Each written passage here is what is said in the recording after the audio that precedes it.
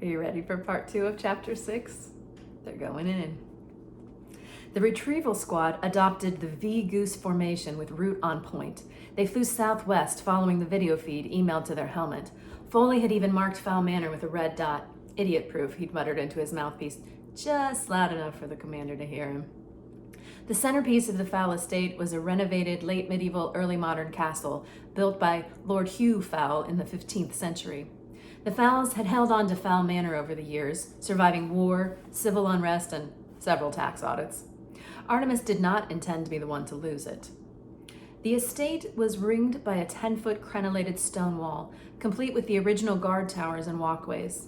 The retrieval squad put down just inside the boundary and began an immediate scan for possible hostiles. 50 feet apart, instructed Roop. Sweep the area. Check in every 60 seconds. Clear? Retrieval nodded. Of course it was clear. They were professionals. Lieutenant Cudgeon, retrieval squad leader, climbed a guard tower. You know what we should do, Julius? He and Root had been in the academy together, brought up in the same tunnel. Cudgeon was one of perhaps 5 fairies who called Root by his first name. Well, I know what you think we should do. We should blast the whole place. What a surprise. The cleanest way. 1 blue rinse and our losses are minimum. Blue rinse was the slang term for the devastating biological bomb used on rare occasions by the Force. The clever thing about a biobomb was that it destroyed only living tissue. The landscape was unchanged. That minimum loss you're talking about happens to be one of my officers. Oh, yes, tutted Cudgeon. A female recon officer. The test case. Well, I don't think you'll have any problem justifying a tactical solution. Root's face took on that familiar purple hue. The best thing you can do right now is stay out of my way, or else I may be forced to ram that blue rinse straight into that thing you call a brain. Cudgeon was unperturbed. Insulting me doesn't change the facts, Julius. You know what the book says. We cannot, under any circumstances, allow the lower elements to be compromised. 1 time stop is all you get.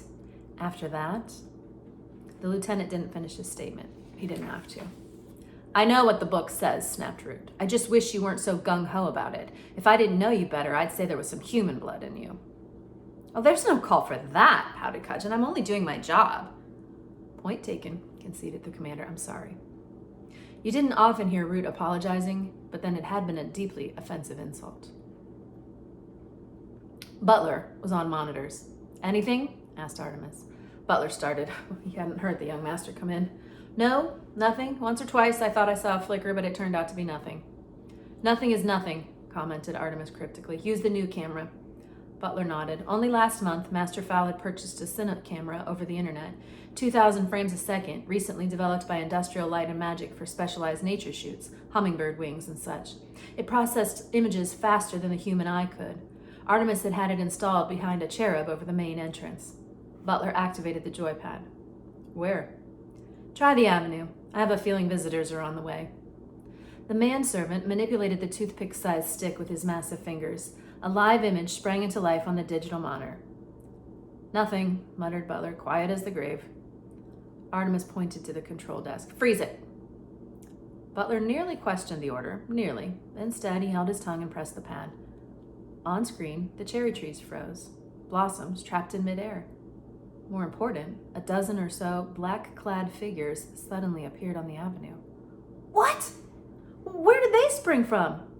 They're shielded, explained Artemis, vibrating at high speed, too fast for the human eye to follow. But not for the camera, nodded Butler.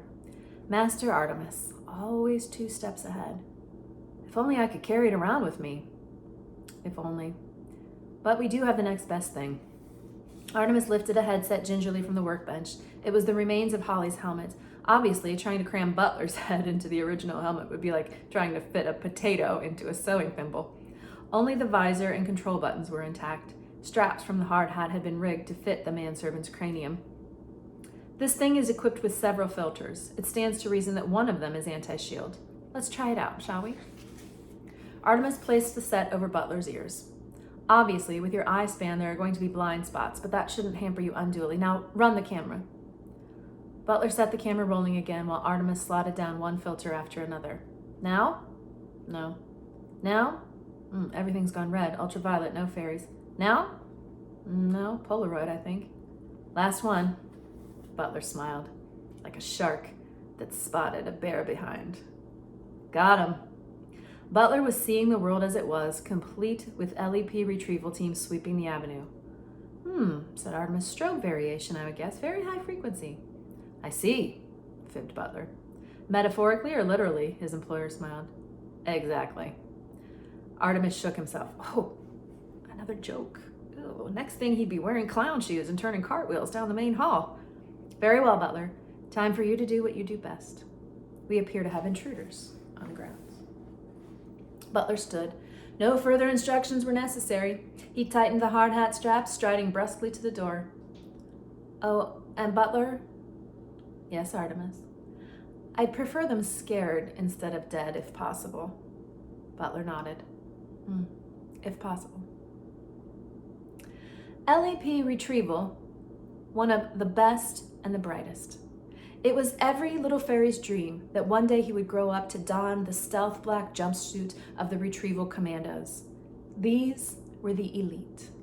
Trouble was their middle name, and in the case of Captain Kelp, Trouble was actually his first name. He'd insisted on it at his manhood ceremony, having just been accepted into the academy. Trouble led his team down the sweeping avenue. As usual, he took the point position himself, determined to be the first into the fray if, as he fervently hoped, a fray developed. Check in, he whispered into the mic that wound snake-like from his helmet. Negative on 1. Nothing, Captain. A bit negatory, Trouble. Captain Kelp winced. We're in the field, Corporal. Follow procedure. But Mommy said... I don't care what Mommy said, Corporal. Rank is rank. You will refer to me as Captain Kelp. Yes, sir, Captain, sulked the corporal, but don't ask me to iron your tunic anymore. Trouble zeroed in on his brother's channel, shutting out the rest of the squad. Shut up about Mommy, will you? And the ironing. You're only on this mission because I requested you. Now start acting like a professional or get back to the perimeter. Okay, Trubs. Trouble! Shouted Captain Kelp. It's Trouble! Not Trubs, not Trouble, okay? Okay, Trouble. Mommy's right, you're only a baby. Swearing, very unprofessionally, Captain Kelp switched his headset back to the open channel. He was just in time to hear an unusual sound. What was that? What? Dunno. Nothing, Captain. But Trouble had done a sound recognition in-service for his captain's exam, and he was pretty sure that had been caused by someone getting a chop across the windpipe. More than likely, his brother had walked into a shrub. Grub? Are you all right? That's Corporal Grub to you. Kelp viciously kicked a daisy. Check in. Sound off in sequence. 1. Okay. 2. Fine. 3. Bored but alive. 5. Approaching West Wing. Kelp froze. 4? Wait, 4? Are you there, 4? What's your situation? Nothing, except static. Right. 4 is down. Possibly an equipment malfunction. Still, we can't afford to take any chances. Regroup by the main door. Retrieval 1 crept together, making slightly less noise than a silk spider. Kelp did a quick head count. 11, 1 short of a full complement. 4 was probably wandering around the rose bushes, wondering why nobody was talking to him. But then, Trouble noticed 2 things. 1, a pair of black boots was sticking out of a shrub beside the door. And 2, there was a massive human standing in the doorway. The figure was cradling a very nasty-looking gun in the crook of his arms. Go silent, whispered Kelp, and immediately 11 full-face visors slid down to seal in the sounds of his squad's breathing and communication. Now, nobody panic. I think I can trace the sequence of events here. 4 is skulking around outside the door. The mudman opens it. 4 gets a whack on the noggin, lands in the bushes. No problem. Our cover's intact. Repeat, intact. So no itchy fingers, please. Grub, sorry, Corporal Kelp. Check 4's vitals. The rest of you, make a hole and keep it quiet. The squad stepped back carefully until they were standing on the manicured grassy verge. The figure before them indeed appeared impressive, without doubt the biggest human any of them had ever seen. Darvid, breathed number 2. Maintain radio silence except in emergencies, ordered Kelp. Swearing is hardly an emergency. Secretly, however, he concurred with the sentiment. This was one time he was glad to be shielded. That man looked as if he could squash a half-dozen fairies in one massive fist. Grub returned to his slot. 4 is stable, concussed, I guess, but otherwise okay. His shield's off, though, so I stuffed him in the bushes. Well done, Corporal. Good thinking. The last thing they needed was 4's boots to be spotted. The man moved, lumbering casually along the path. He may have glanced left or right. It was difficult to tell beneath the hood pulled over his eyes. Odd for a human to wear a hood on such a fine night. Safety catches off, ordered Trouble. He imagined his men rolling their eyes like they hadn't had their safeties off for at least the last half hour. Still, you had to go by the book in case of a tribunal later. There was a time when retrieval blasted first and answered questions never. But not anymore. Now there was always some do-gooder civilian banging on the door about civil rights, even for humans, if you can believe it. The Man Mountain stopped right in the middle of the squad. If he had been able to see them, it would have been the perfect tactical position. Their own firearms were virtually useless, as they would probably do more damage to each other than the human.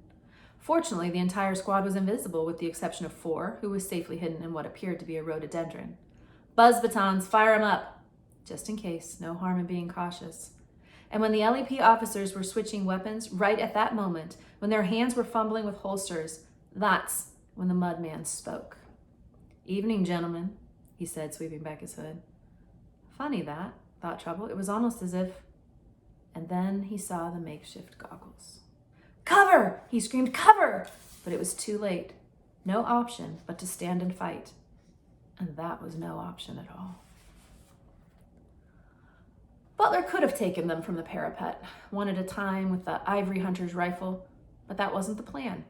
This was all about making an impression, sending a message. It was standard procedure with any police force in the world to send in the cannon fodder first before opening negotiations.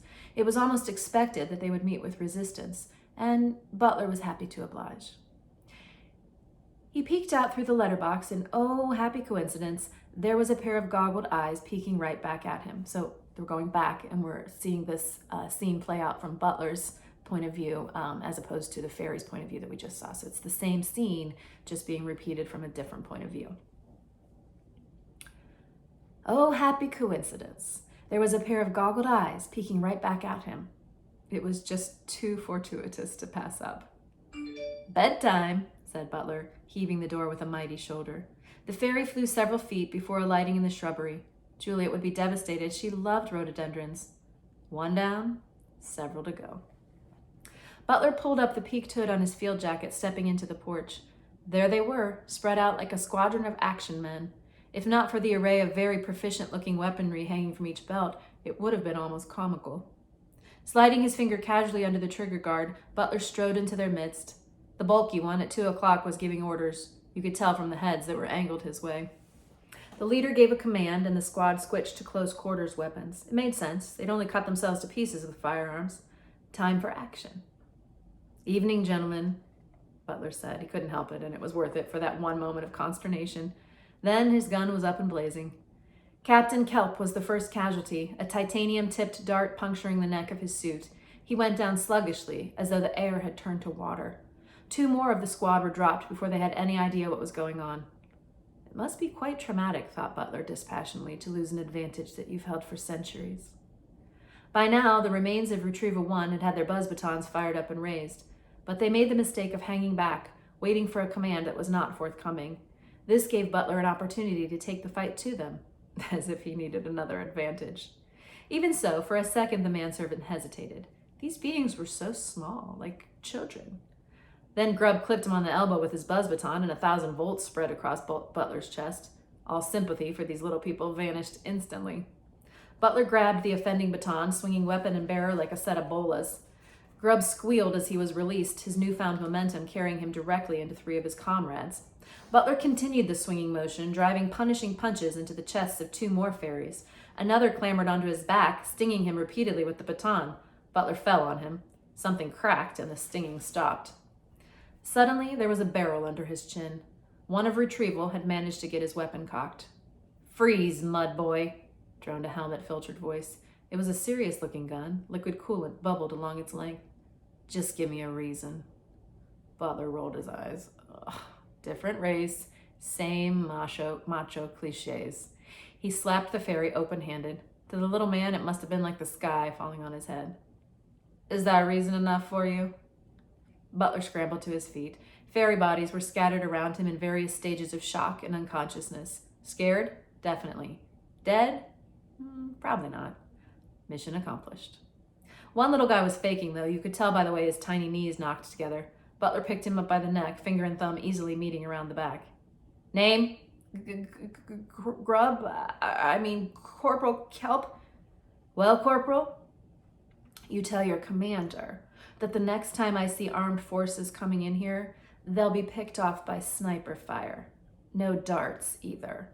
Armor-piercing bullets. Yes, sir. Sniper fire. Got it. Seems fair. Good.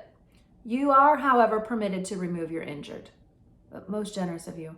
But if I see so much as the twinkle of a weapon on any of the medics, I might be tempted to detonate a few of the mines I have planted on the grounds. Grubb swallowed, his pallor increasing behind the visor. Unarmed medics, crystal clear. Butler set the ferry down, brushing his tunic with massive fingers. Now the final thing. Are you listening? Furious nods. I want a negotiator. Someone who can make decisions. Not some no-ranker who has to run off back to base after every demand. Is that understood? Butler was sorely tempted to drop-kick this little fellow back to his camp. Fine. That is, I'm sure it will be fine. Unfortunately, you see, I'm one of those no-rankers. So you see, I can't actually guarantee that it's going to be fine. Very well, I understand. Just shut up. Grubb almost agreed. Then he clamped his mouth shut and nodded. Good. Now before you go, collect all weapons and helmets and make a little pile right here. Grubb took a deep breath. Ah, well, might as well go out a hero. I can't do that. Oh, really? And why not? Grubb drew himself up to his full height. Not very good. An LEP officer never relinquishes his weapon. Butler nodded. Fair enough. I thought I'd ask. Off you go then. Hardly able to believe his luck, Grubb scurried back toward the command tower. He was the last ferry standing. Trouble was snoring in the gravel, but he, Grubb Kelp, had faced down the mud monster. Oh, wait till Mommy hears about this!